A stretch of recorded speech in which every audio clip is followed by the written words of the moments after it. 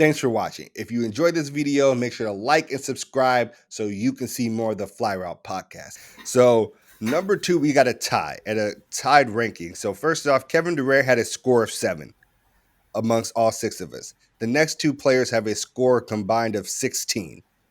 That's how far ahead Kevin Durant was of everybody else. So at 16, we have a tie between Giannis Antetokounmpo and LeBron James. Hopefully there are 4 of us here. We will not deadlock. But we got to break this tie. Mm-hmm. Who do y'all have as your number 2?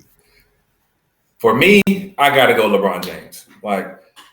And this is honestly why I separate Kevin Durant and LeBron from Giannis as well. Giannis, his game is too focused on the paint solely. He's a great defender.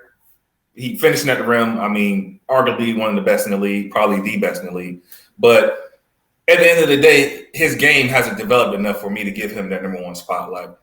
This is a guy that's going to go out there and get you a bucket. No, if you cut this man off from going to the rim, he don't got no post-up game, turnaround jump shot, mid-range, then he can't shoot free throws. So I'm going to send you to the line. Hey, he shot the free throws at the end when they counted.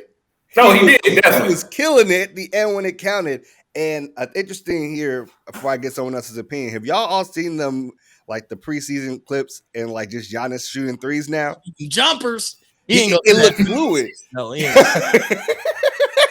It's not going to happen. He shot 4 of them opening night, and he made 1. So, he's shooting them, but to think that Giannis is going to come down the court pulling up threes, I don't think he's hit that stride yet. It's nice to see, though, but even for me, I would say Giannis is number 2, only because I pitched for him to be the best player in the game. KD was my number 2. And I look at Giannis T.O. right. He can't get a bucket like LeBron or KD or even Steph, but to me, he's a power forward.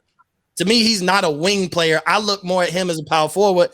And classic power forwards, the Kevin Garnett's, Tim Duncan's, those type of players, they did most of their damage in the paint. They could stretch it a little bit with being able to shoot mid-range, occasionally hit a 3, unless you were Dirk. So when I look at Giannis, he can make plays, but everything's from the paint. He's everything you want in a big man, working from the outside in, being able to let Chris Middleton create plays from the outside, obviously Drew Holiday. So that's why I had Giannis number 1. So for me, if I'm going number 2, I got to put Giannis 2. If KD going to be the consistent number 1, it wouldn't be right to argue LeBron for me. Okay, Sam. I don't disagree with anything that anyone has said. I had LeBron 2nd. I think LeBron just affects the game in more ways, playmaking, scoring in a bunch of different ways.